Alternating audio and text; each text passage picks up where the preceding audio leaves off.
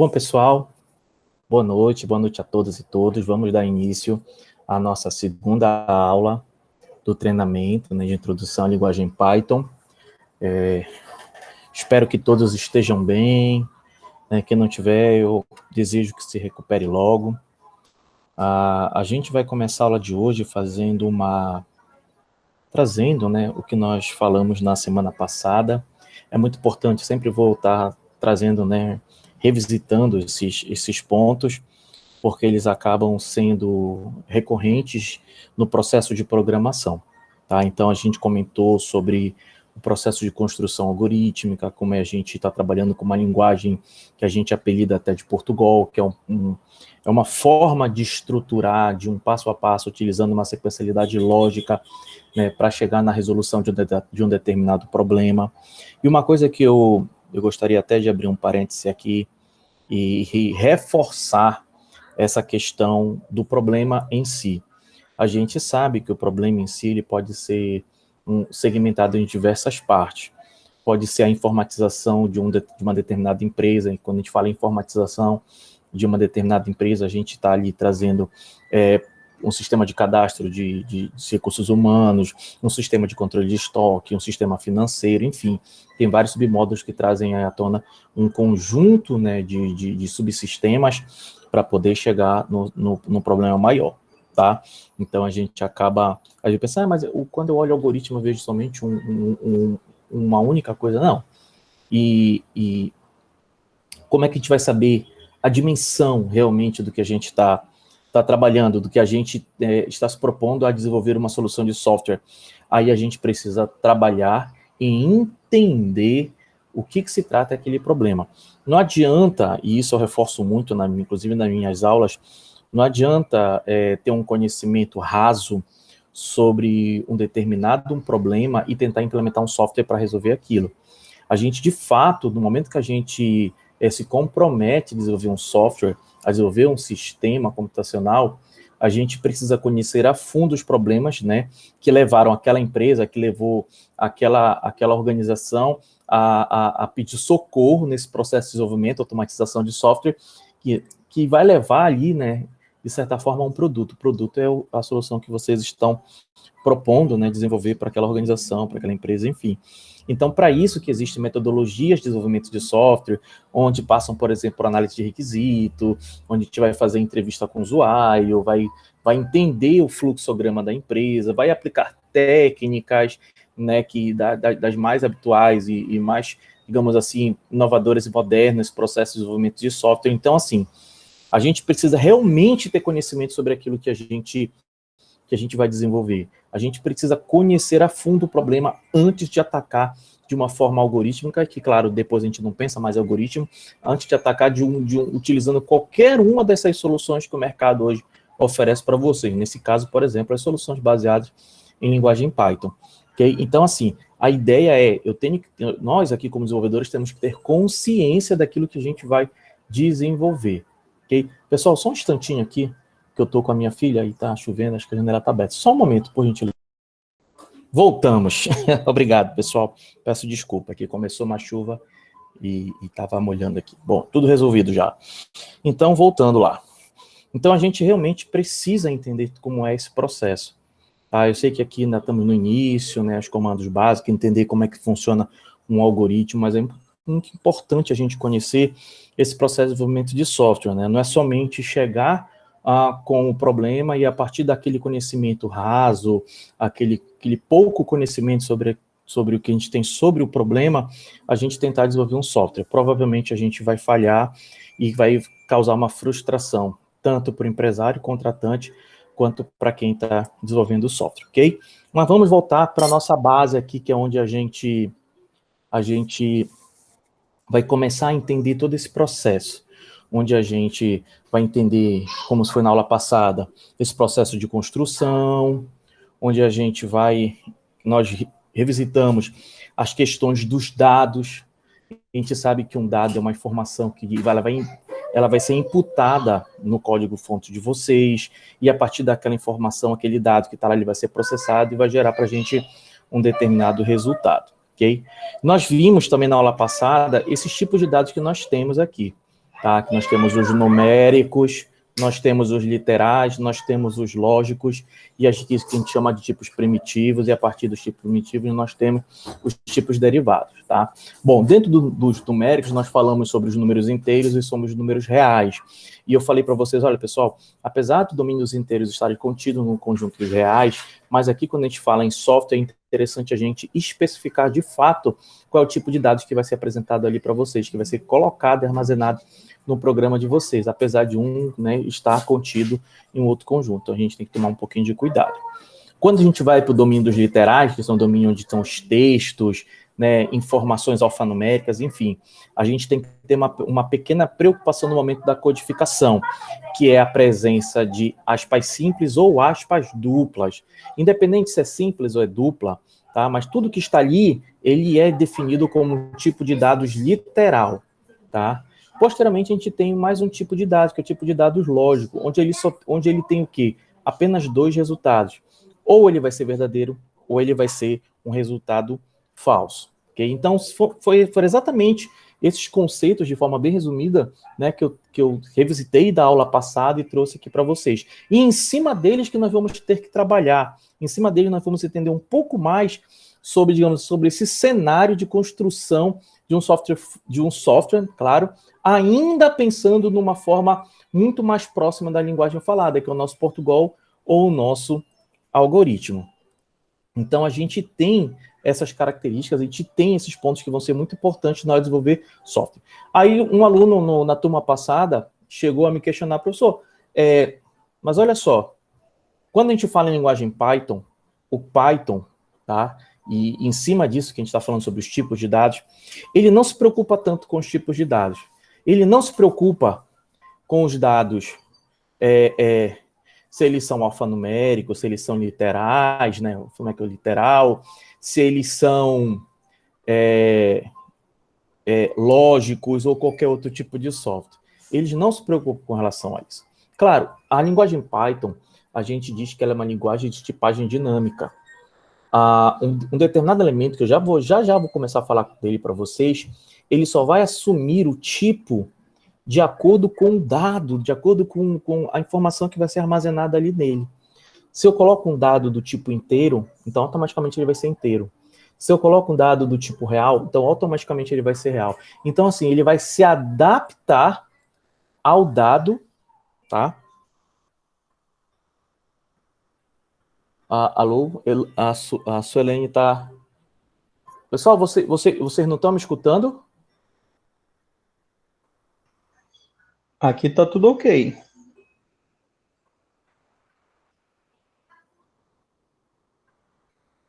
O Lucas está dizendo que está baixo. Só um momento. Aqui está normal, Edivar. Okay, vou tentar falar um pouquinho mais alto aqui para ver se dá uma melhorada. Tenta regular no volume para ver se consegue aumentar mais o dado. Quando a gente está assistindo pelo celular, normalmente o alto-falante celular também tem um probleminha aí com esse negócio de ajuste de altura de volume, tá? Mas eu vou tentar falar um pouquinho mais alto. Bom, voltando. Então, na linguagem Python, pessoal, a gente vai ver com bastante cuidado essa questão da linguagem ser dinâmica, tá? Só uma questão aqui. Às vezes eu olho para o lado, é porque eu estou usando dois monitores. Aqui está o monitor da minha webcam e aqui está a plataforma do Meet que está gravando. Às vezes eu olho para o lado porque eu fico lendo aqui o chat para poder ver se tem alguma pergunta. E é por isso que às vezes eu estou olhando aqui para o lado, tá? Então, voltando. Então, a gente tem essas características que vão ser muito importantes da gente trabalhar, mas a gente precisa conhecer. Não adianta eu chegar para você, pessoal, tem uns dados aí, só no Python que a gente vai ver. Não, a gente precisa conhecer. Eu sei que muitos vão dizer assim, pô, mas a parte algorítmica, ela é digamos assim, ela é construída em cima de alguns elementos que eu vou chamar assim, que ela tem uma certa burocracia no processo de construção ou no processo de codificação. Diferente da linguagem Python, que já elimina isso. Realmente, o que eu vou mostrar para vocês aqui, o que a gente vai trabalhar inicialmente aqui, é um processo um pouquinho burocrático. Mas por que é importante? Porque a gente vai ter ali a visão dos conceitos fundamentais, tá? E esses conceitos fundamentais, eles vão mostrar para vocês como era o processo de desenvolvimento de software em cima desses conceitos fundamentais. E isso a gente vai perceber um nível, né, de complexidade muito grande quando a gente passar, por exemplo, para uma linguagem Python, onde tudo aquilo que eu vou mostrar aqui para vocês, ele vai acabar sendo, vai estar ali, claro, dentro do corpo do código-fonte Python, mas ele vai estar de forma implícita e muitas vezes nem vai existir dentro do código-fonte Python. Então, a gente vai ter um pouco, né, e vamos ter aqui essa visão de construção de software, na sua forma um pouco mais burocrática, na forma algoritmo, e quando a gente chegar na linguagem Python, que vai ser o quê? A retirada de alguns elementos para a simplificação do meu código-fonte. E é nisso daí que é importante, porque a gente vai entender os fundamentos do processo de desenvolvimento de software, independente da linguagem de programação. O que eu mostrar para vocês é algoritmo, no contexto de desenvolvimento de software, pode ser empregado em qualquer linguagem de programação, porque dependendo da linguagem de programação, ela possui suas regras e características próprias. Eu acabei de dizer para vocês que Python não se preocupa em definir tipo de dado, se é numérico, literal ou booleano, por exemplo. Mas tem linguagens que se preocupam com isso. Nós temos que fazer o que nós chamamos de declaração. E nós temos que declarar no código-fonte da linguagem, diferente do Python, claro, por exemplo, a linguagem C, nós temos que declarar e dizer lá, ó, esse dado aqui ele é inteiro, esse dado aqui é real, que é o float, né? E esse dado, enfim. Então, assim, cada dado tem que ser explicitamente declarado no meu código-fonte. E com o algoritmo, ele traz para a gente um pouco dessa visão, tá? E cada linguagem de programação, a gente vai se adaptar ao modelo dela, ao modelo de codificação dela. É isso que é o mais interessante. Conhecer os fundamentos de, digamos assim, desenvolvimento de software é muito legal, porque a partir desses fundamentos, dessa consolidação dos conceitos e da ideia de desenvolvimento de software, a gente consegue trabalhar conhecendo apenas características específicas da linguagem. O que eu aprendi aqui vai ser puramente utilizado aqui dentro de qualquer linguagem de programação. Claro, retirando aquilo que não é importante para a linguagem, né? Essa complexidade, essa burocracia que muitas vezes a gente traz aí. Ok? Então vamos lá. Bom, como a gente falou de variáveis, então é importante a gente entender, pessoal, que nós chamamos de conectores lógicos, tá? Nós temos aqui alguns conectores lógicos. O que são os conectores lógicos? A gente vai utilizar muito os conectores lógicos, que é o e, o ou não, quando a gente estiver trabalhando com estruturas de decisão, que a gente vai revisitar essa tabela que eu vou mostrar aqui para vocês. Deixa eu colocar ela aqui em modo de apresentação. Eu quero mostrar essa tabelinha aqui para vocês. Só um instante. Uma janela. Essa aqui, ó. Então, já deve estar aparecendo já para vocês aí. Deixa eu... Aqui. Ok, então, acho que já está aparecendo aí. O que acontece? Nós temos essa tabelinha aqui, tá? E essa tabela, deixa eu colocar aqui.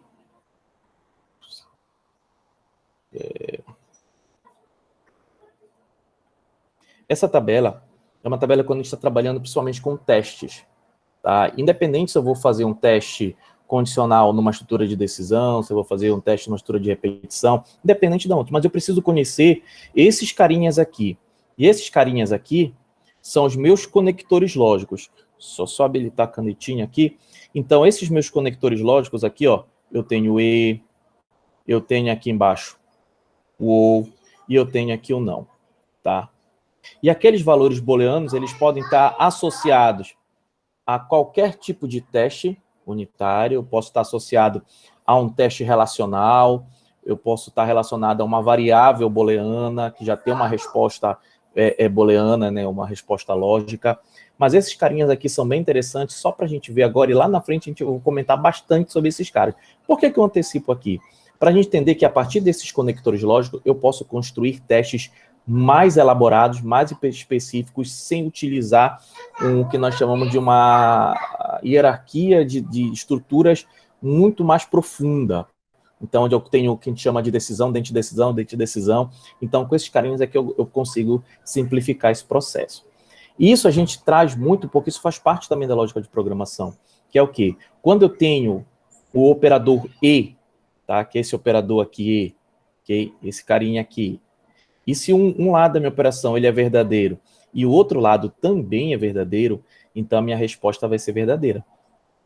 Tá? basta um lado desse teste aqui, ó, basta um lado desse teste, apenas um, ter o resultado falso, que a minha resposta ela vai ser falsa.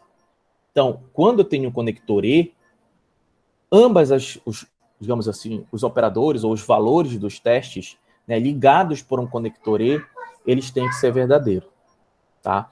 Por exemplo, eu posso fazer um teste assim, o Edvar é remista, tá? E o Edvar ama açaí. Então, o Edvar remista, essa afirmativa, ela vai ser verdadeira, eu sou remista. O Edvar ama açaí, essa é uma outra afirmativa que ela vai ser também verdadeira. Então, verdadeiro e verdadeiro, a resposta final da minha estrutura ela vai ser verdadeira. E o que é que isso vai influenciar? Quando a gente trabalha com decisão, e lá a gente vai trabalhar bastante com isso, nós temos aqui dois caminhos, tá? Um caminho quando a resposta final ela é falsa, ou quando a resposta final ela é verdadeira. E eu vou precisar desses conectores aqui e dessa resposta final, que é essa resposta aqui, para poder identificar para mim qual é o caminho que eu vou seguir. Nesse primeiro caso, o caminho vai ser esse caminho por aqui. Por isso que às vezes a gente comenta que isso é um desvio de fluxo dentro do meu código-fonte. Tá? Isso aqui a gente vai trabalhar bastante com essa tabela, principalmente quando a gente começar a falar sobre estruturas de decisão. E estruturas de decisão que vão trazer para a gente muito dessa característica aqui de utilização de conectores lógicos. E quando a gente fala, voltando aqui, quando a gente fala do OU, o OU ele é um cara mais simples. Tá? Para o meu resultado final ser verdadeiro, basta que um seja verdadeiro. Diferente do E. O E precisa que os dois lados não sejam verdadeiros. Né? Então, nesse caso aqui do conector ou só, percebam aqui, ó, que é verdadeiro ou verdadeiro, então vai me dar verdadeiro. Aqui é verdadeiro ou falso, que vai me dar verdadeiro, ó, basta um lado ser verdadeiro. Aqui é falso ou verdadeiro, e aqui vai ser verdadeiro. Tá? E, ó, somente quando ambos forem falsos, que o resultado final vai ser falso. O não, ele é apenas para fazer uma inversão de valor lógico. Se eu tenho um resultado lógico verdadeiro, e se eu aplico o não, ele inverte o valor lógico para mim. Então, por exemplo, não verdadeiro significa no final que ele é falso. Não falso significa no final que ele é verdadeiro. Então, a gente tem aqui essa tabela que ela vai ser, como eu falei, e reforço bastante, ela vai ser muito utilizada quando a gente estiver trabalhando aqui com conectores lógicos, tá? Então, essa era uma tabelinha que eu queria mostrar muito para vocês aí, para a gente poder, né, já avançar no nosso conteúdo. Bom, pessoal, aí agora vamos lá, vamos avançar mais ainda em entender, né, falamos sobre os dados, vamos entender o cara que manipula esses dados, ok? Bom, na programação, dependendo da linguagem de programação, algoritmo, claro, como seus fundamentos, nós temos uns carinhas aí que são necessários para a gente, digamos assim, manipular esses dados ou armazenar esses dados, tá? Nós temos dois carinhas aí, muito semelhantes, mas com conceitos assim, com uma pequena diferença entre eles, ok? E são as nossas variáveis e as nossas constantes, variáveis e constantes. Então, o que é que nós temos aqui? Deixa eu abrir aqui um slide em branco, que eu vou escrever aqui.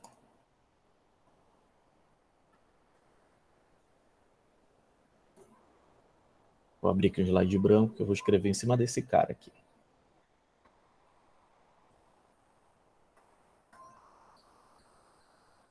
Bom,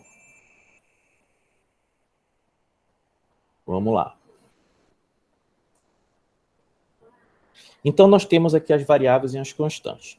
Eu vou trabalhar, por exemplo, com um tipo numérico aqui, que é o dado 3. Então, eu tenho um dado 3. Eu quero pegar esse dado 3 e trabalhar com ele no meu código-fonte, no meu algoritmo. Simplesmente, nesse processo de programação, eu não posso ter um dado solto no meu código-fonte. Ou ele tem que estar dentro de algum comando, tá? Sendo o parâmetro de um comando, ou ele tem que estar ou armazenado, que esse é o termo correto, em uma variável ou já armazenado em uma constante. Vamos focar primeiramente nas variáveis.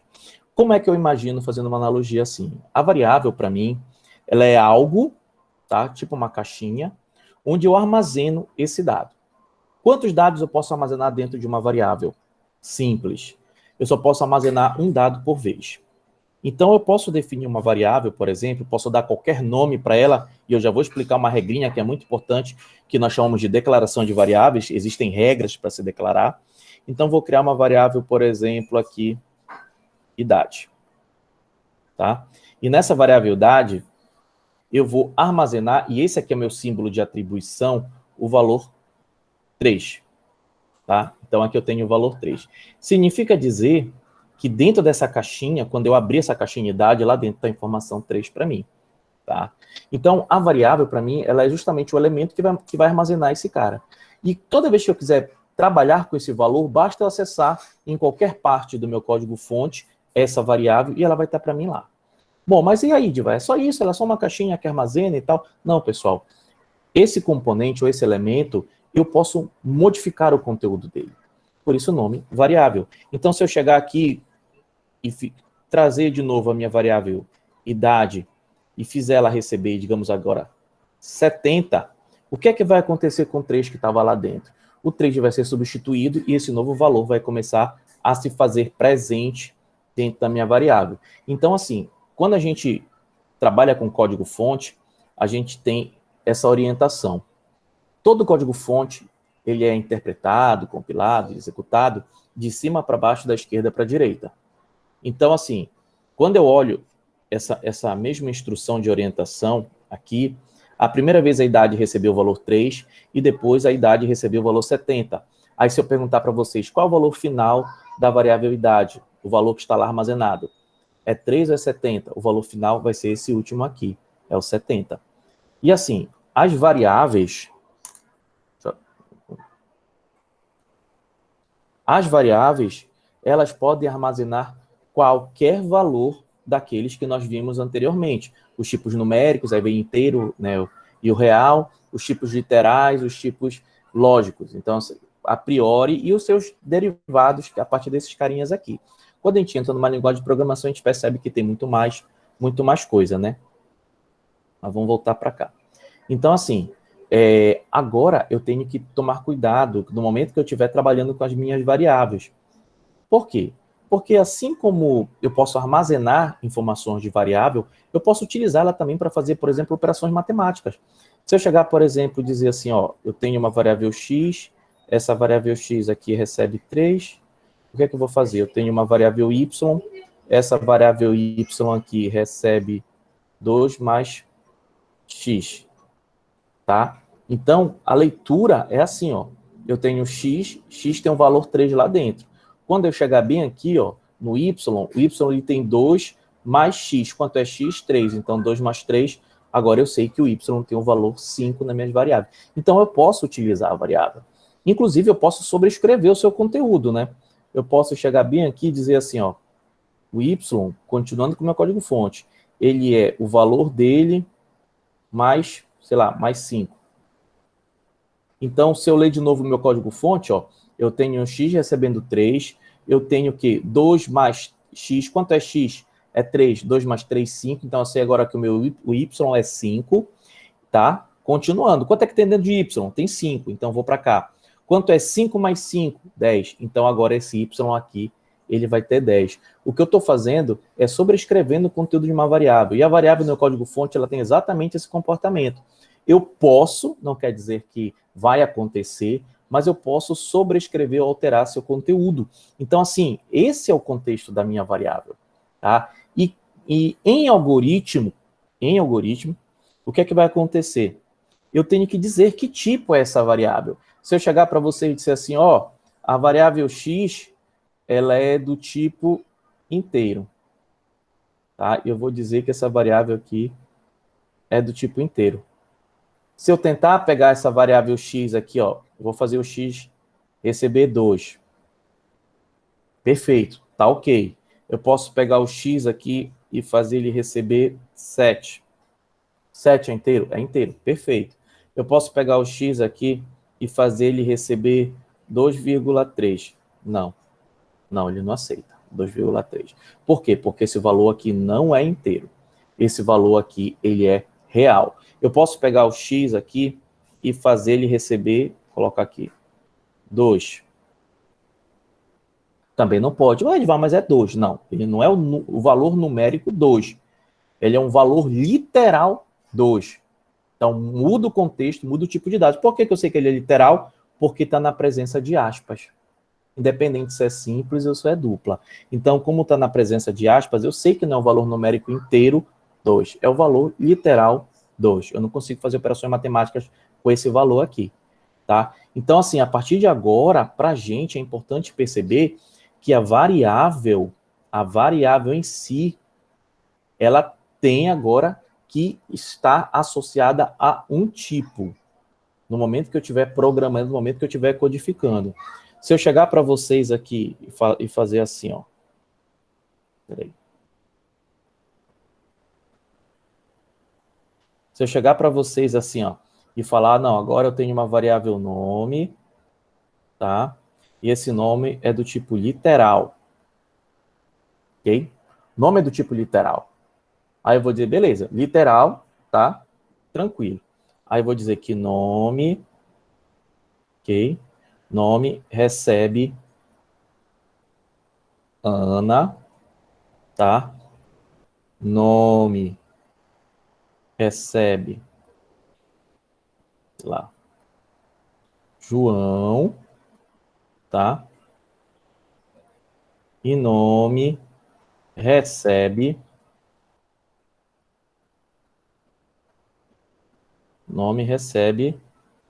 dois. Ó, se é o tipo literal, aí o macete é sempre procurar as aspas. Esse é o macete. Se tiver entre aspas, tá ok. Independente do que tiver aqui dentro escrito. Tá entre aspas, tá ok. Então, esse aqui, ó, passaria. Esse João aqui passaria. Esse cara aqui não passaria. Por quê, ó? Aqui é o valor numérico, não é um valor literal. E como eu poderia ajustar esse carinha aqui para passar? Aí eu colocaria aspas. Aí ele passaria como um valor literal. Então, assim, eu tenho que tomar muito cuidado com a utilização das minhas variáveis, porque agora, neste momento, o algoritmo, ele está associado aqui. Ele está associado a um tipo de dados. Então, por isso que é importante conhecer os tipos de dados. Porque a partir da variável, né, a partir dessa variável, eu vou estar agora tendo cuidado com o dado que eu estou armazenando ali. Tá? Então, isso vai ser muito importante nesse processo de desenvolvimento de software. Bom, e a gente está falando em variável, bom, e aí? Quer dizer que eu declaro as minhas variáveis, correto, vocês declaram as variáveis de vocês, mas existem regras para se declarar essas variáveis. Né? Então, a primeira coisa que eu tenho, né, tanto variável quanto constante, a primeira coisa que eu tenho que tomar cuidado é que quando eu declaro variáveis, elas não podem começar com número, não podem ter caracteres especiais. Meus caracteres especiais são esses que vocês olham em cima do teclado numérico de vocês aqui em cima, né?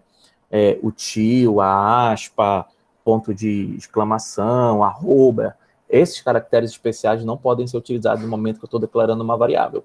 O único que eu posso utilizar é aquele underline, tá? Então, aquele carinha ali eu posso utilizar sem problema nenhum, mas qualquer um desses outros aí eu não posso utilizar. E outra coisa, muito importante como uma boa prática de programação é dar nomes às variáveis, independente do tamanho que fique, tá? Que sejam sugestivos ao dado que ela está armazenando. Então, por exemplo, se eu declaro uma variável do tipo idade, deixa eu colocar aqui, se eu declaro uma variável do tipo idade, então vou lá, vou dizer que a minha idade, ela é do tipo inteiro. Tá? Então, quando o programador olha, por exemplo, essa variável idade do tipo inteiro, logicamente ele já sabe que ali vai ser armazenada a idade de alguém que vai em algum momento ser solicitado pelo usuário. Tá? Então, quando eu estou fazendo essas referências aqui, por exemplo, ao armazenamento desses valores, então quando o usuário olha a idade recebendo 5, a variável idade recebendo 5, significa dizer que para o entendimento dele ali, os 5 são 5 anos. Tá? Então, utilizem nomes, declarem nomes que sejam realmente relevantes com o dados que está sendo armazenado ali dentro. Eu não posso chegar, por exemplo, e dizer bem aqui, ó, aqui vai ser uma variável nome, né? E nome vai ser do tipo inteiro. Até a tipagem eu tenho que tomar cuidado no momento que eu estiver trabalhando. E se eu falar assim, ó, nome recebe 5. O usuário, ele faz uma interpretação pela tua lógica, faz a interpretação pelo teu código-fonte, né, o programador, né, nem tanto o usuário, o programador em si, ou vocês mesmos depois de uma reconfiguração do software, uma customização, uma releitura, por exemplo. Então, assim, é muito difícil alguém entender a lógica que está sendo aplicada aqui, porque não está nada claro que nome recebe inteiro. E se espera-se aqui, por exemplo, que eu tenha um literal, né, e que aqui, ao invés de ser inteiro, que seja literal, que aqui eu tenha, né, que um dado que se refira ao conteúdo daquela variável. Por exemplo, edivar. Tá? Então, muito cuidado com essa declaração de variáveis. Isso aqui é muito importante. Bom, então eu estou dizendo para vocês o seguinte, ó. Eu tenho o nome edivar, nome, eu posso mudar isso daqui e colocar Paula, tá? E assim por diante. Ao momento que essa variável vai sendo utilizada, né, vai sendo executada, percebam que ela vai mudando, né? Ela vai mudando o seu conteúdo, vai mudando. Quando eu olhar o final do meu programa, se eu olhasse aqui, por exemplo, o final do meu programinha, bem aqui eu teria o quê? A variável nome e a última informação aqui seria quem? Seria a Ana. Tá? Então eu saberia que teve Edivar? Teve, mas depois o quê? Paula veio e sobrescreveu o conteúdo quando era Edivar. E depois veio Ana e sobrescreveu o conteúdo quando era Paula. Ah, Edivar, tem como eu pegar de volta depois que eu chego bem aqui? Não, pessoal. Toda informação que um outro dado está sobrescrevendo, tá? Aquela informação ela é perdida, a não ser que eu armazene em outras variáveis. Eu posso ter inúmeras variáveis dentro do meu código-fonte. E aí que eu peço para vocês terem cuidado. Tá? O importante, provavelmente nesse momento agora nem tanto, mas aqui a gente vai brincar com várias variáveis e não vai ter muito essa preocupação disso daí. Mas cada variável que eu estou armazenando, e o tipo associado a ela, tem um peso para o computador de vocês. Eu chamo esse peso porque, se eu declaro uma variável do tipo inteiro, ela vai ocupar uma quantidade de bits ou bytes, né, na memória de vocês. Vamos supor assim, eu digo que se eu declaro uma variável do tipo inteiro, ela vai ocupar, por exemplo, ali uns 100 bytes. Eu aloprei, tá? Eu sei que é bem menos, mas digamos que ocupe 100 bytes. Okay? Então, a partir do momento que eu declaro outras variáveis do tipo inteiro, então mais 100 bytes da memória RAM de vocês vai sendo ocupado. E conforme eu vou declarando variáveis, e vai ocupando.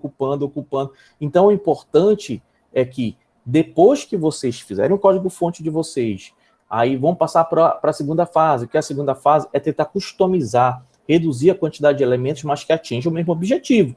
Não é cortar um monte de coisa no código-fonte de vocês para o software ficar capenga e parar de executar e resolver o problema que foi posto. Tá? Então, isso não é isso que a gente está tentando resolver aqui. É customizar para tentar diminuir, por exemplo, o número de variáveis.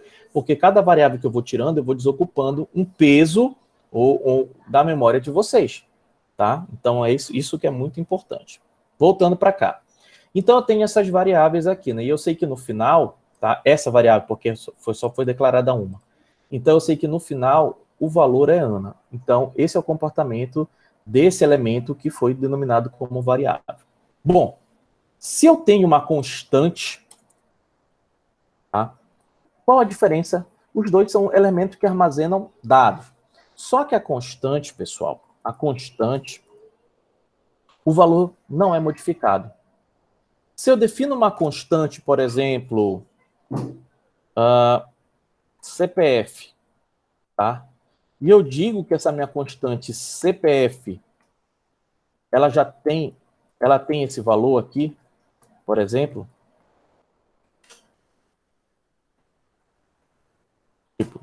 Tem esse valor aí, tá? Essa é a minha constante. Eu declarei e atribuí o valor dela, o valor inicial dela. Se eu tentar, no meu código-fonte, alterar esse valor, se eu tentar fazer isso daqui,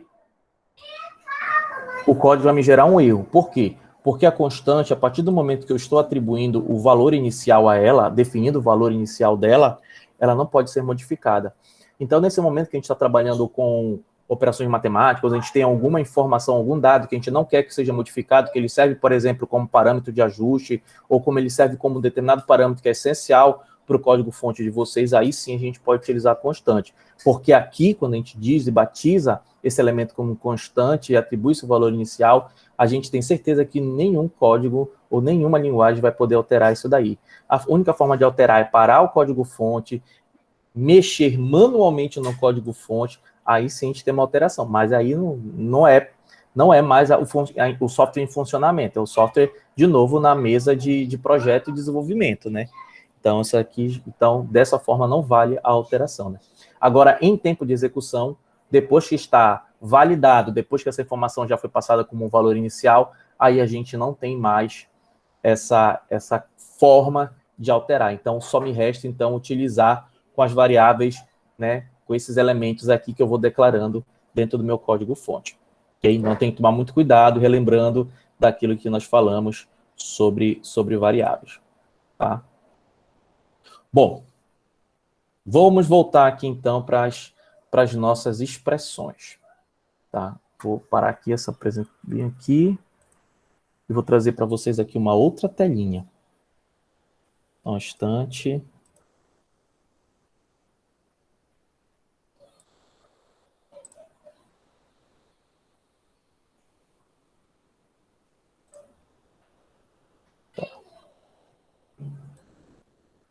Caramba.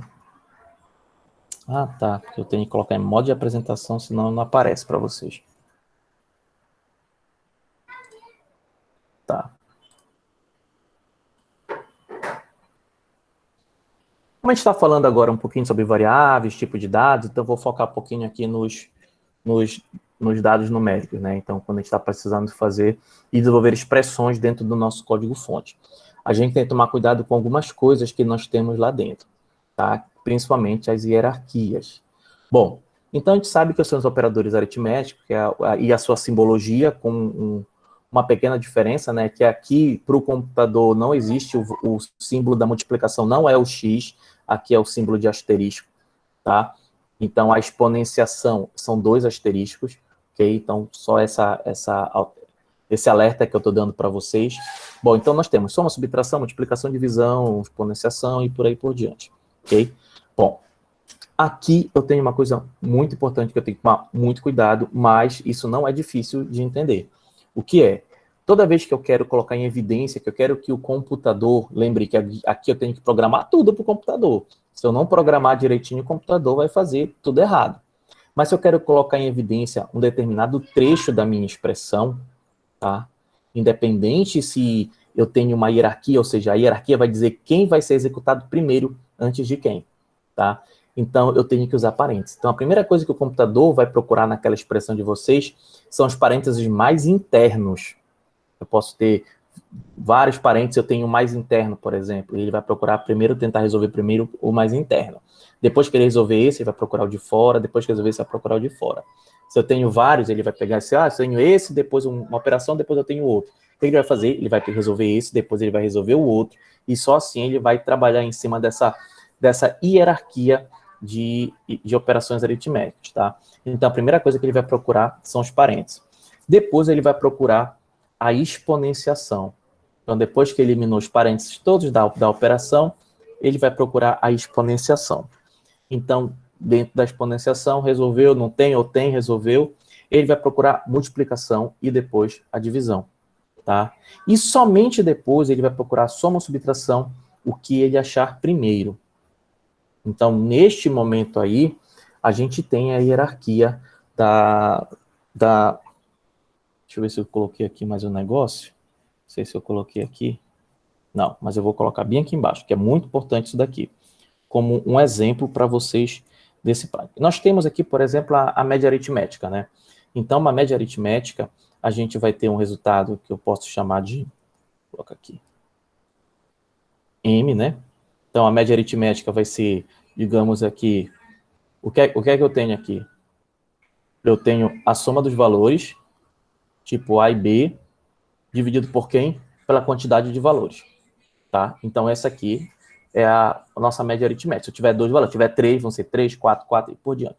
Bom, isso aqui é uma notação como a gente está acostumado a trabalhar com a matemática no nosso caderno e tal, né? Mas quando eu passo para uma linguagem de máquina, eu tenho que adaptar essa notação, né, trabalhando com essa simbologia, tá? E respeitando essa hierarquia. Então, quando eu tenho isso daqui, eu tenho que fazer minhas adaptações. Eu antecipei para vocês e disse que o igual, aqui que nós chamamos de símbolo de atribuição, é essa setinha assim, ó, está direcionando. Aqui eu tenho o dado, né, ou o dado que vai ser processado, e vai ser armazenado, ou seja, para onde ele vai armazenar? Para quem está para esse lado daqui, tá? Então, eu vou usar esse mesmo M da média aí, eu vou dizer que esse M da média, o que é que vai acontecer com esse M da média? Ele vai receber o A mais o B, dividido por 2. Tá? O A mais o B dividido por 2. Então, esse aqui, como a gente faz a notação, né? Vai ficar tudo em uma linha, é assim que a gente vai ficar. Mas a gente tem que observar uma coisa. Eu trabalhei com as notações das simbologias, né? Adaptei aqui, né? Não tem essa barra, tenho essa barra aqui, tá?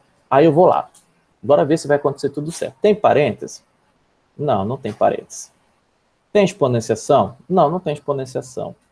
Multiplicação ou e depois divisão? Aí, opa, eu tenho uma divisão. Então, olha só o que vai acontecer aqui. Multiplicação eu não tenho, mas eu tenho uma divisão. Então, ele vai pegar esse cara aqui e vai realizar a operação. Tá?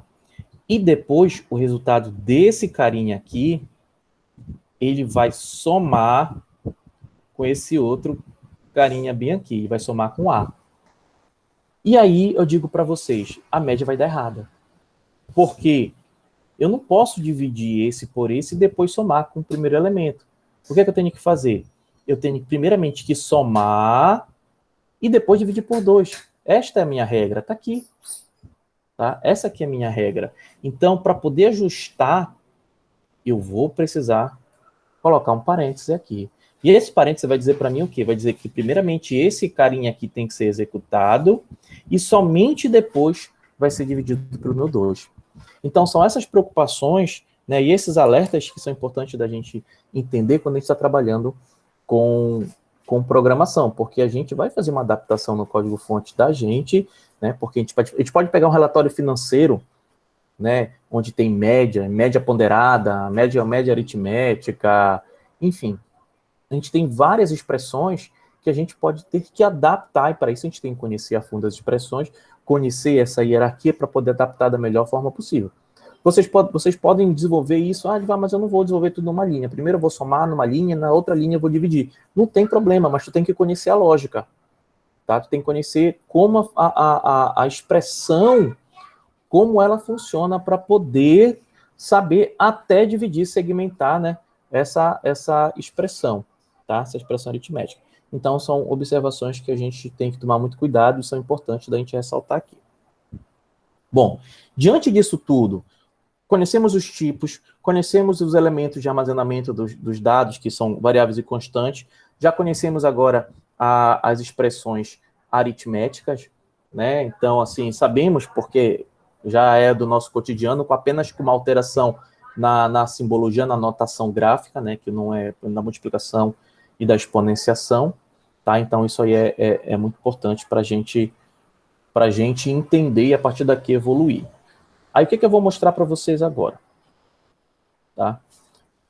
Vou mostrar isso aqui para vocês. Vamos lá. Deixa eu voltar para cá.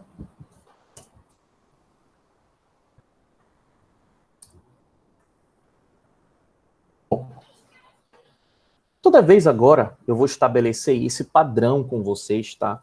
E lembrando, eu sei que é um padrão burocrático, eu sei que muitos podem dizer, mas o Python não tem tudo isso, eu sei que o Python não tem, mas eu quero deixar aqui o reforço, de novo, da gente conhecer os fundamentos do desenvolvimento de software. Tá? É isso que eu quero reforçar aqui para vocês. E depois, tirar é mais fácil do que colocar esse negócio todo de volta e explicar para vocês isso. Tá? Quando a gente chegar em Python, a gente não vai ter talvez nem metade desses elementos que eu vou colocar aqui, mas é importante e isso funciona, pessoal. Isso funciona.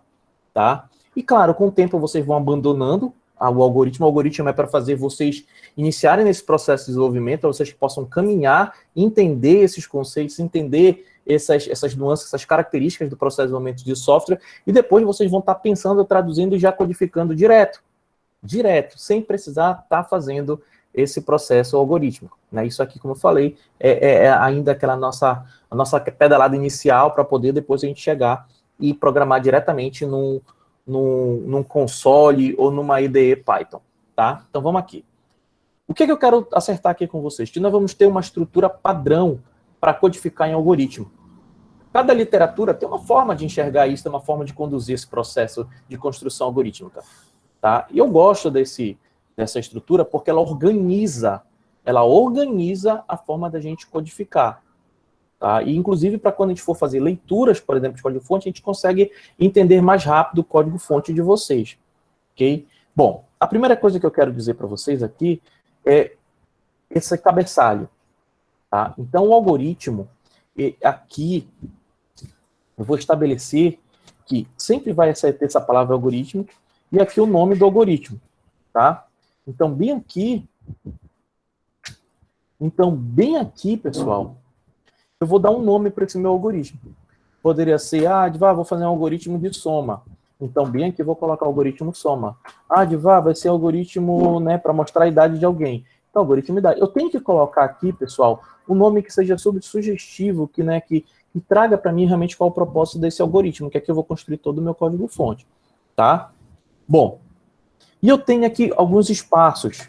Eu tenho um espaço para declarar uma constante, tá? Claro, seja necessário, e o espaço para declarar as minhas variáveis. Okay? Então, bem aqui eu tenho minhas variáveis, que são as mais comumente utilizadas dentro do meu código-fonte. Então, quando eu tenho aqui esse espaço, e aqui dentro desse espaço, né, vou deixar até várias linhas, aqui dentro eu declaro quantas variáveis forem necessárias para, né, a execução do meu código-fonte, para resolver o meu problema. Então, aqui dentro, são 5, eu declaro as 5. São 10, eu declaro as 10. São 15, eu declaro 15. Não importa. Aqui eu vou ter um espaço para isso. Tá? Bom, e depois desse cabeçalho, vou deixar até aqui, eu apaguei, né? Eu vou deixar bem aqui. Depois desse cabeçalho aqui, né? O que é que eu tenho? Aí sim, eu tenho o início e o fim do meu código-fonte. Então, aqui dentro, pessoal, bem aqui, eu vou construir o meu código-fonte. Bem aqui, todas as variáveis ou constantes que eu vou ter que declarar aqui em cima, elas vão estar bem aqui dentro. Vão estar sendo somadas, vão estar sendo subtraídas, enfim, tudo vai estar aqui dentro. Tudo vai estar aqui dentro, tá? Então, olha lá. Vou trazer aquele algoritmo da média para cá. Então, vou dizer, por exemplo, aqui, ó, algoritmo média. Edivar, posso usar acento? Pessoal, eu não indico utilização de acento, mesmo que a linguagem permita. A linguagem Python permite a utilização de acento, mas eu nunca indico isso daí, tá? Então, trazendo de outras linguagens de programação, por favor, cuidado com a utilização de acentos, ok? Eu vou tirar isso daqui, que eu não vou precisar de constante, e eu vou precisar das variáveis, tá? Eu vou construir meu código-fonte, né? E conforme eu for utilizando variáveis, eu vou declarando ali em cima. Então, esse espaço aqui ele vai ser reservado para minha declaração de variáveis. Também aqui eu vou dizer o seguinte, ó, eu vou calcular a minha média. Então, eu vou ter a minha média, tá? Que vai receber aqui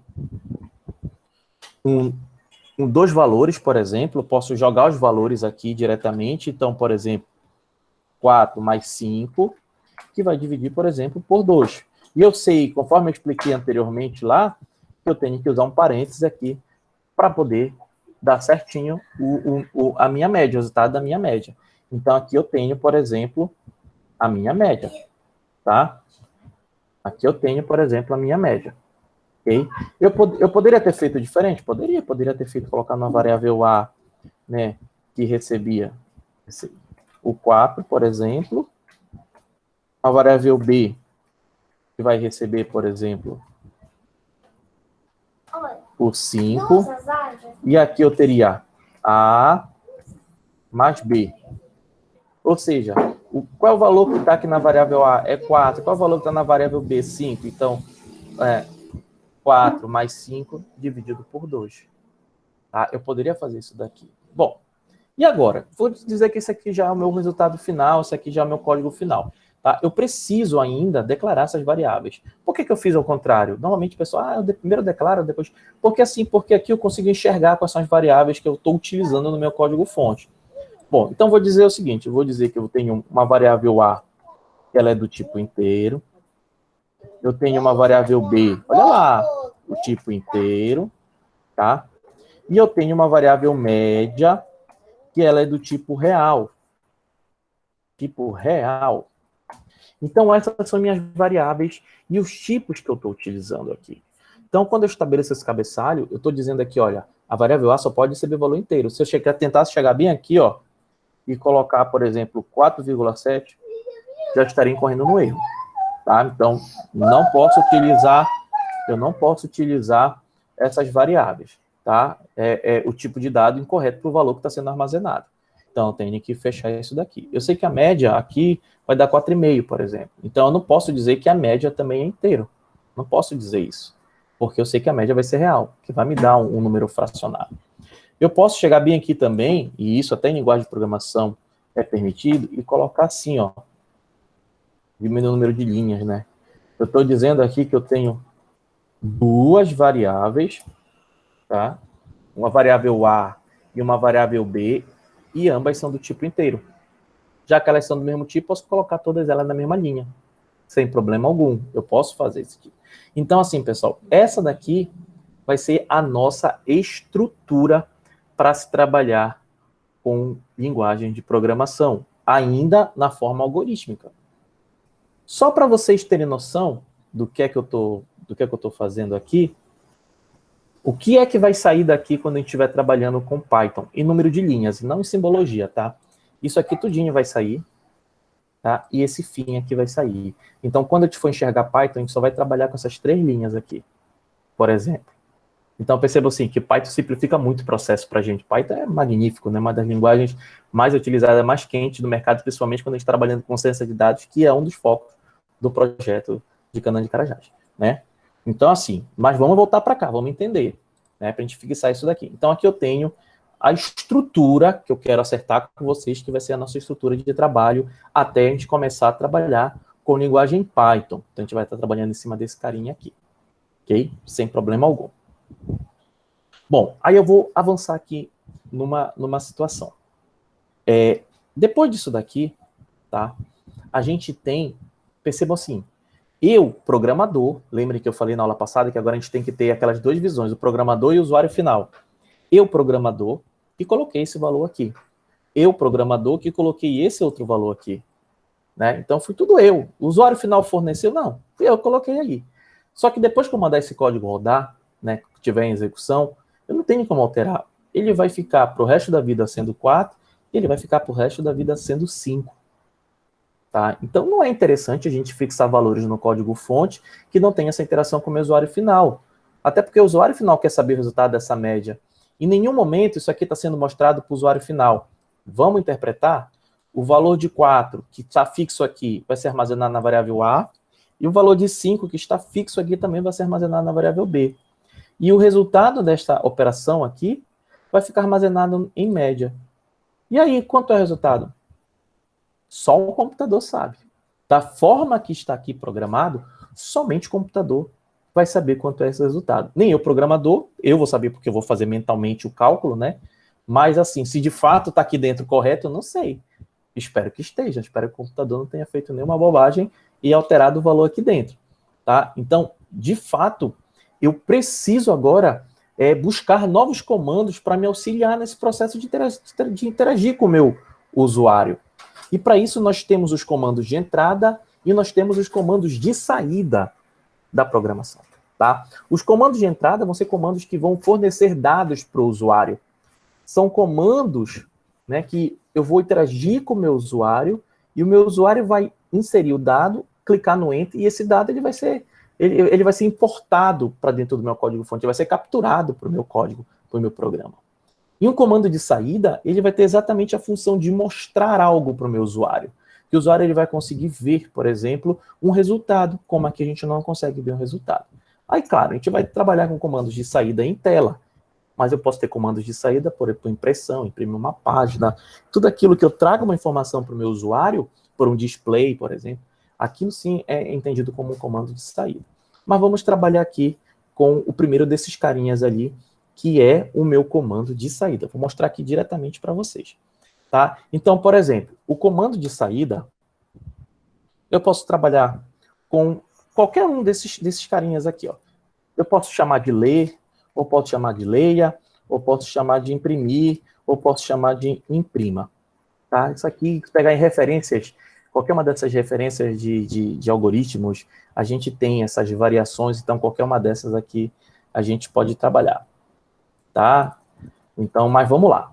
Comando de saída, ali eu coloquei saída e entrada. Tá? Imprimir, mostrar, qualquer um desses que tem lá. Então, eu vou trabalhar aqui com o comando imprimir, e eu posso dizer bem aqui, ó, média. Quando eu faço isso aqui, quando eu uso esse comando de saída, imprimir, o que é que eu estou dizendo aqui? Eu estou dizendo que o meu programa ele vai pegar o conteúdo dessa variável e vai mostrar para o usuário.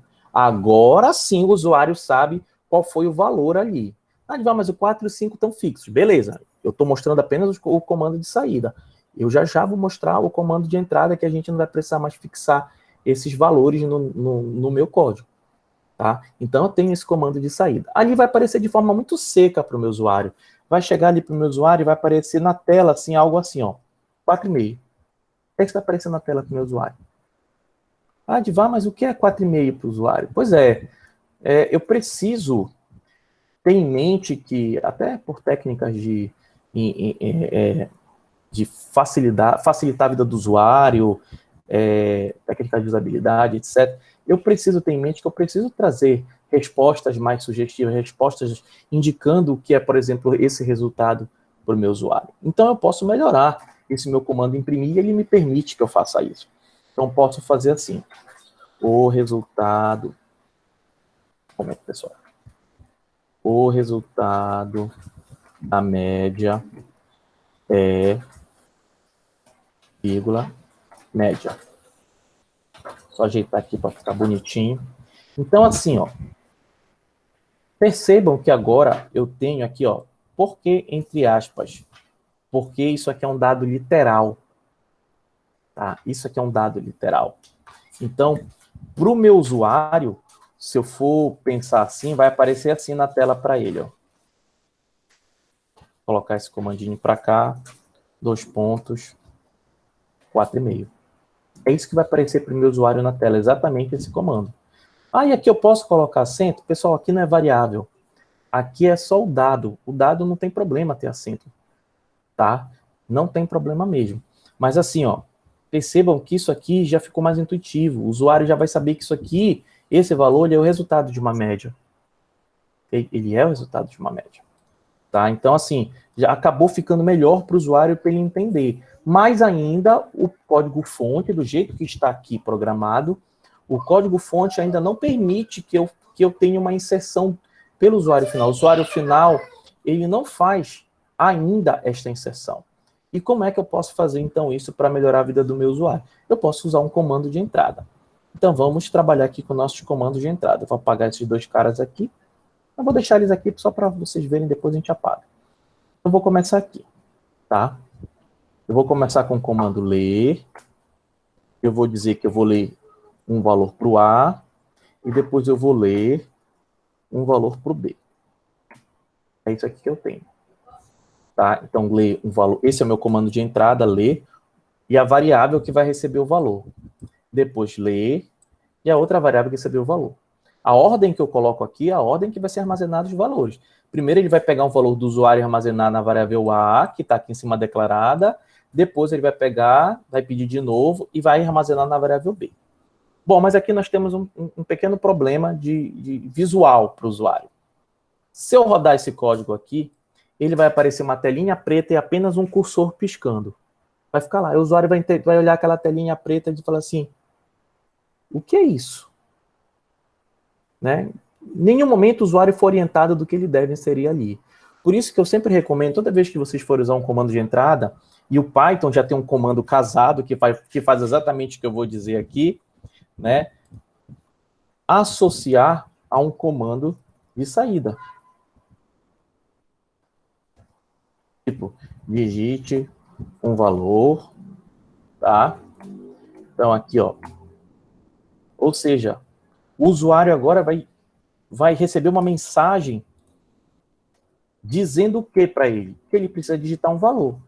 Aí o cursor, quando chegar bem aqui, vai ficar aguardando o valor do usuário. Agora ele sabe, né? Digite outro valor. Aí vocês podem ser ainda mais detalhados nisso daqui. Digite um valor inteiro, porque assim o usuário ele vai perceber que ele precisa digitar um valor inteiro, porque antes, assim, ele pode digitar lá 3.2, aí já vai dar um erro no meu código-fonte. A variável A não aceita números reais, só aceita números inteiros. Então aqui, eu posso chegar e dizer assim, ó, tem que ser um valor inteiro. E aqui embaixo também, e tem que ser um valor inteiro. Então, vai executar esse carinha aqui, vai mostrar essa mensagem para o usuário vai identificar que precisa inserir um número inteiro, vai colocar no console o valor do número inteiro, vai apertar Enter, vai se armazenar na variável A. Depois ele vai chegar bem aqui, vai receber outra mensagem que precisa armazenar outro valor, e depois ele vai chegar aqui e armazenar onde? Armazenar aqui na variável B. Bom, isso daqui vai automatizar o meu processo de inserção de dados pelo meu usuário. Isso aqui vai automatizar esse processo. Já que vai automatizar o processo, esses dois carinhas aqui eu não preciso mais. Eu não preciso mais. Agora, o meu código-fonte, ele recebe os valores pelo usuário, ele processa os valores e ele mostra o resultado para o usuário. Então, ele está completo. Ele está completo. Tá? Então, tudo aqui, tá? Tudo aqui, né, desde receber os valores, processar a informação e mostrar para o usuário esse meu pequeno código-fonte aqui, de quantas linhas aqui, ó? De 13 linhas, tá? Ele está fazendo o cálculo da média para 2 elementos. Aí eu podia até dizer, média, 2 elementos. Tá? Aí quando alguém for, por exemplo, revisitar, for pegar esse código-fonte de vocês para aumentar ou fazer qualquer tipo de ajuste, ele vai entender que isso aqui vai calcular a média de 2 elementos. Então, assim, isso aqui vai ser bem legal, né, para a gente começar a desenhar, começar a pensar nesse processo, principalmente nesse processo de agora interação com o meu usuário, porque o usuário ele precisa receber informações que devem orientar ele e que tipo de dados ele deve armazenar dentro do código-fonte de vocês. E isso vai ser a mesma coisa para o Python. O Python, na verdade, já tem um comando que faz as duas coisas, que manda a mensagem e aguarda o usuário informar alguma coisa. Então, já está lá, é um comando só. Né? É um comando só. Então, a gente acaba tendo aqui em algoritmo, tendo 2 comandos, mas na linguagem Python é um comando só. Em outras linguagens de programação, não. Em outras linguagens de programação, a gente tem 2 comandos. O que mostra e o que recebe as informações que o usuário vai colocar lá dentro do código-fonte. Então, a gente acaba tendo esses duas instruções, dependendo da linguagem de programação.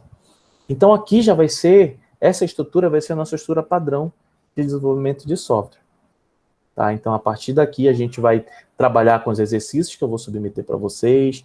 A partir daqui, em cima desses 2 elementos aqui, a gente vai começar a construir, a elaborar, a fixar e a entender o processo de desenvolvimento de software.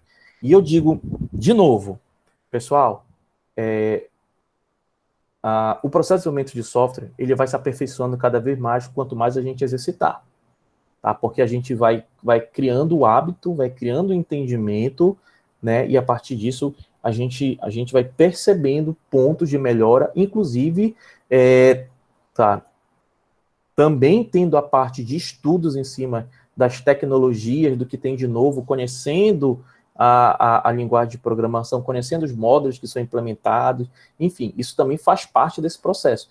Não adianta só estudar aqui em código e não entender o que está sendo lançado de novo. A comunidade é muito ativa, a comunidade sempre está ali desenvolvendo novos módulos que facilitam a vida da gente, para que a gente não precise ficar reescrevendo código-fonte, tá? Então, às vezes, passando apenas como parâmetros, e a gente vai trabalhando dessa forma. Então, é importante estudar, principalmente vocês, né, ou quem ainda não teve contato com programação, mas essa parte aqui, ela é uma parte essencial para se construir, né, para se caminhar em cima de um processo de desenvolvimento de software. Quando a gente chegar em Python, as coisas já vão estar muito mais fundamentadas, vocês já vão ter fixado muitos desses conceitos na mente de vocês, então é importante estar pegando os exercícios que eu vou passar para vocês tentarem fazer os exercícios, né, entrar em contato com a nossa equipe. Nós temos aqui o Alfaia e nós temos aqui o Alexandre, que são excelentes profissionais que estão aqui com a gente, tá, para dar todo esse apoio para que vocês consigam evoluir cada vez mais nesse processo. Lembrando que este é o primeiro curso, tá? Este é o primeiro curso de Python, outros cursos virão depois, né? E o objetivo final é vocês conseguirem chegar, por exemplo, a desenvolver soluções utilizando inteligência computacional, por exemplo. Tá? Então é importante vocês terem aí essa dedicação e esse entendimento que esta fase é uma fase inicial, mas é uma fase de grande valia para vocês, porque a partir daqui vocês vão dirimir todas as dúvidas para quando chegar no processo de desenvolvimento de fato, em cima de qualquer tecnologia, como, por exemplo, o Python, né, e vocês não terem essa dificuldade em desenvolver software, porque vocês vão ter todo o fundamento já fixado na cabeça de vocês, ok? Voltando para cá. Então, essa daqui, ela vai ser sempre muito importante para a gente. E, assim, um erro que eu gosto de sempre de mencionar aqui é, por exemplo, vamos dizer que agora são de 3 elementos. Tá? Então, de 3 elementos, é fácil. Eu vou pegar bem aqui, vou fazer isso daqui, né? Isso aqui a gente chama economia de bit. Vou chegar bem aqui, mudei para C, e eu vou colocar aqui mais C. Aí eu vou analisar esse código-fonte. Média de 3 elementos, eu tenho uma declaração de uma variável A e uma variável B, ambas do tipo inteiro, a média do tipo real. Eu tenho aqui a leitura do primeiro elemento, do segundo, do terceiro, o cálculo da média. Opa! Eu estou com 3 elementos dividido por 2, então eu tenho que alterar. Isso aqui é para 3, são 3 elementos, tá? E o resultado da média está correto. Bom, mas ainda tem erro no meu código-fonte. E qual é o erro do meu código-fonte? Quantas variáveis eu tenho aqui no meu código-fonte? Eu tenho 3 aqui e mais a média. Eu tenho 4 variáveis aqui. E eu obrigatoriamente, nesse contexto aqui, o que é que eu preciso? Eu preciso declarar, né, todas as variáveis que eu vou utilizar no meu corpo principal do meu código-fonte. Então, se eu estou utilizando 4 variáveis aqui em cima tem que declarar 4 variáveis. Bom, sabendo que eu sei foi ótimo, né, pessoal? Sabendo que aqui no meu código-fonte eu tenho a variável C, mas eu ainda não tinha declarado C lá em cima. Então, eu preciso declarar. Isso aqui é quase que obrigatório para a gente. Claro que Python, ela não tem, como eu já falei para vocês, que a gente não tem essa preocupação aqui, né? Essas linhas, elas são excluídas quando a gente está programando em Python, mas aqui é importante a gente ter essa noção. Quando a gente trabalha com linguagem de programação que necessariamente tem esses cabeçalhos, onde eu tenho aqui a declaração dessas variáveis, é importante porque logo no cabeçalho eu posso já ter mais ou menos a consciência do que é a solução ou do que são aqueles elementos que eu vou estar trabalhando ali. Existem tecnologias, por exemplo, Python. Eu vou estar utilizando inúmeras variáveis ali no meu corpo da linguagem Python, mas eu não vou me preocupar em dizer que tipo elas são. Só que como eu não preciso declarar, no Python não tem uma área específica para declarar, que eu vou colocar assim, né? Entendo declarar como inicializar a variável. Para declarar em Python, eu posso ir ali, no momento que eu for pressionando as variáveis, ali na centésima linha e por aí por diante, eu vou colocando as minhas variáveis. Aí eu chego num ponto que eu como programador, considero bem ruim. Que assim eu vou ter mais trabalho de achar as variáveis que estão sendo utilizadas naquele código-fonte. Porque como elas não estão especificadas no começo do meu arquivo, eu não sei onde é que elas estão. Tá? Eu, particularmente, assim, eu gosto sempre, por mais que eu só vá utilizar lá pela linha de número 400, por exemplo, a variável, eu gosto de declarar lá no topo. Porque, por mais que eu só vá utilizar lá embaixo, mas quando eu bater o olho no início do meu script, do meu código-fonte, eu já sei quais são as variáveis que tem ali para eu trabalhar. Então, já fico mais tranquilo, sabendo que posteriormente eu vou achar essa variável lá pelo meio do meu código-fonte. Quando a gente tem uma estrutura um pouco mais burocrática, que diz onde as coisas devem ser, onde as coisas devem ficar, e somente essas coisas são especificadas aqui. Então, aqui, ó, por exemplo, aqui eu só posso ter declaração de variáveis. Não posso ter mais nada aqui dentro. Então, assim, isso daqui é uma burocracia? É. Mas acaba me dizendo o que eu vou utilizar, que tipo vai ser, né? Quantas vão ser, tá? Eu poderia ter outras variáveis aqui também, não tem problema. Eu poderia ter uma variável X. Ah, não quero deixar todo mundo junto. Não quero, eu quero dizer aqui que vai ser do tipo real, por exemplo. Ser do tipo real, por exemplo, tá? Só estou colocando aqui. Então, não me importo. Mas eu sei que quando eu bater o olho aqui, eu vou saber, vou ter aqui, ó, 3, aqui tem 2 variáveis, 5, 6 variáveis eu vou estar utilizando aqui no meu código-fonte. E isso daqui é muito legal, porque isso já vai dar para vocês uma visão do que vocês podem encontrar no decorrer da leitura de todas as instruções ali que estão codificadas, tá? Então, isso aqui é muito importante. Deixa eu descartar isso daqui. Então, assim, tá, nossa, aqui, entendi. Então, assim, é muito importante vocês fixarem essa estrutura, tá? Muito importante mesmo vocês fixarem essa estrutura, porque a partir daqui vocês vão conseguir desenvolver os algoritmos de vocês. Isso aqui vai ser o nosso pontapé inicial. Então, nós já vimos aqui que a gente precisa definir os tipos das variáveis, a gente precisa definir as variáveis, tá? Colocar nome sugestivo para as variáveis, okay? que representem, por exemplo, o que ela vai armazenar. A gente já tem essa estrutura padrão aqui, onde eu tenho o algoritmo e o nome, mais ou menos, do que o algoritmo vai executar, o campo das variáveis, eu tenho ali o início e o fim, então isso vai ser muito importante nesse processo. Tá? Percebo que já tem uma certa organização visual aqui também. E por que eu coloco essa organização visual? Que nós chamamos de indentação. Tá? Essa organização visual, ela vai trazer para a gente uma vantagem, se a gente se acostumar agora, na linguagem Python. Que eu vou falar na próxima aula que eu tiver com vocês, eu vou falar sobre estruturas de decisão. Aí a gente vai falar um pouquinho sobre esses delimitadores de blocos. E é isso que a gente vai entender, que é o delimitador de escopo de uma estrutura. E essa indentação, ela, na linguagem Python, ela se faz muito importante, quase que obrigatória. E aí, se a gente fizer uma indentação errada, o script nem roda. A gente fala, só porque eu afastei um pouquinho. Só porque você afastou um pouquinho. Isso é, digamos assim, uma das coisas, a coisa, né, da linguagem Python que acaba incomodando alguns programadores. Essa questão da indentação como delimitador de bloco. Mas, depois que se acostuma, não tem problema algum com relação à programação. Ok? E depois dessa organização visual, dessa estrutura que nós vimos aqui, nós vimos aqui o comando, né, os comandos imprimir, né, ou escreva, escrever. Se vocês pegarem essa literatura, vocês vão ver que tem comandos que são bem sugestivos, como se fosse no intuito de mostrar para o usuário algo. Tá? O comando imprimir, eu posso mostrar um texto, tá? Eu posso mostrar um texto, eu posso mostrar um texto e uma variável. Pessoal, aqui como a gente chama assim, é o gosto do freguês, tá? Colocando vírgula, vocês podem complementar o texto, né? Dos números, aí ó, A, vírgula, B. Ou seja, vai aparecer para o usuário, né? Ainda tem o C, né? Vírgula C. Então, por exemplo, vai aparecer para o usuário o resultado da média vai aparecer o valor da média dos números. Aí vai aparecer o valor de A, depois vai aparecer o valor de B, depois vai aparecer o valor de C.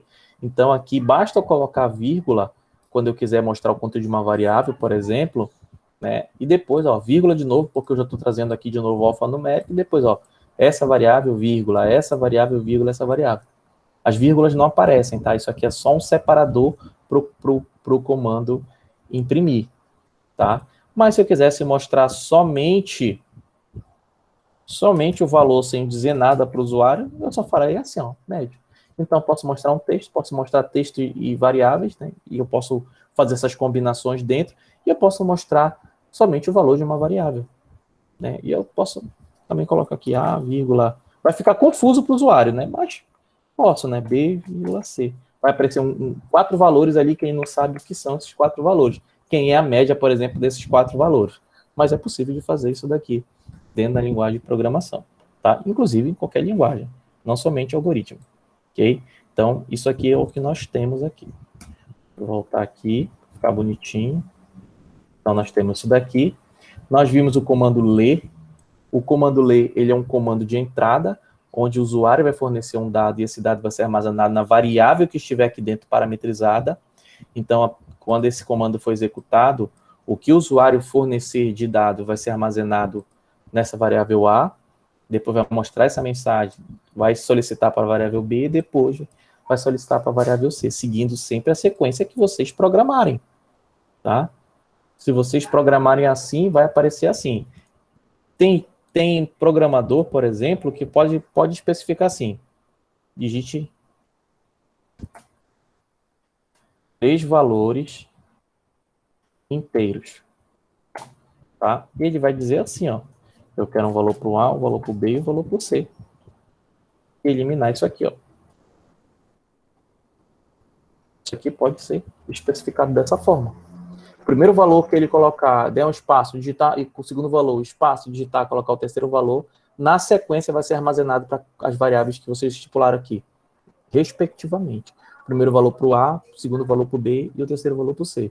Aí ele dá um Enter, esses dados vão ser transportados para o código-fonte de vocês. Aí, com uma única orientação, vocês estão solicitando 3 valores. Eu não gosto de fazer muito assim. Eu prefiro detalhar, né, para não ter esse tipo de problema. Tá? Então, ele sempre vai recebendo as mensagens e recebendo os valores das variáveis. Mas não está errado. Não está errado. Isso aí vai muito do programador, né? Isso são umas coisas que a gente vai aprendendo. Falando. Eu prefiro de uma forma mais detalhada, falando que gosta de otimizar e reduzir o número de linhas, vai atingir o mesmo resultado. Tá? Acontece que aqui eu faço uma interação maior com o meu usuário. Ali eu só faço uma única vez. Então, é isso aqui que nós vamos tendo dentro do nosso código-fonte. Ok, pessoal? Bom, então, a gente encerra aqui a nossa segunda aula. Hoje eu já vou disponibilizar para vocês os materiais que são referentes à primeira aula e à segunda aula, que foi exatamente isso aqui que eu expliquei para vocês. Lá tem um maior conjunto de detalhes, onde vocês podem visualizar os detalhes. Tá? Vou disponibilizar também para vocês o exercício. Então, vocês vão tentar resolver os exercícios, né? Tentar e resolver. Para quando for quinta-feira, aí vocês vão ter um encontro de novo com o Alfaia e o Alexandre. Para vocês, inclusive, se vocês quiserem, eu tentei resolver isso aqui de um livro, né? Passem o enunciado, joguem no grupo, conversem com os dois para quinta-feira eles já trazerem respostas para vocês. Então, a gente está tendo esse feedback de vocês na quinta-feira, tá? Com frequência e tudo. Eu vou disponibilizar aqui para vocês a frequência, para vocês assinarem a frequência da aula de hoje, tá? Então, deixa só um instante aqui, pessoal. Deixa eu pegar aqui o link, tá? Vou pegar aqui o link, vou colocar aqui no chat. Então, a gente vai fazer assim agora a frequência. Eu vou disponibilizando para vocês o link da frequência. Então, esse aí é o link da frequência, está no chat. Assinem, tá? Assinem a frequência. Quando for mais tarde, eu vou interromper. Quando for 9 horas, eu vou interromper. Então, por favor, assinem antes de 9 horas a frequência de vocês. Na quinta-feira, de novo, vai ter frequência de novo. Então, ele tem que estar atento que isso faz parte do processo, inclusive, de avaliação de vocês. Tá bom? O Alex pode mandar o link novamente. Semana passada estava fora do ar. Qual é o link que tu quer, Alex? Oi, professor. O link que está com esse material que o professor Jorge colocou semana passada. Tu estás no grupo lá do WhatsApp? No WhatsApp, sim. Tá, eu vou colocar tudo agora lá de novo. O link de tudo. Tranquilo, professor. Obrigado. De nada. Então, assim, a gente, então, lembrando, recapitulando, assinem a frequência, tá? Eu vou estar encaminhando agora para vocês esse material, as 2 aulas, mais o exercício, para quinta-feira vocês terem encontro com o Alexandre e com o Alfaia, tá bom? No mais, é isso. Alguma dúvida, pessoal? Vocês querem falar alguma coisa? Aproveitem o momento. Acho que não, né? Então, a gente encerra a aula de hoje. O Jorge vai estar encaminhando, porque está sendo editado lá o vídeo da primeira aula, e eu vou encaminhar daqui a pouco o vídeo para ele dessa segunda aula, e ele vai colocar também lá na página. Tem um grupo Isso vai ficar sendo publicado no canal do YouTube do projeto, Smart City Canaã dos Carajás, entendeu? Então, vocês podem acessar lá, que vocês vão ter também os vídeos por lá, tá bom? E foi uma satisfação enorme estar aqui com vocês, e a gente vai se ver novamente aí na segunda-feira. Lembrando que quinta vocês têm o Alfaia e o Alexandre. Um grande abraço a todos. Obrigado.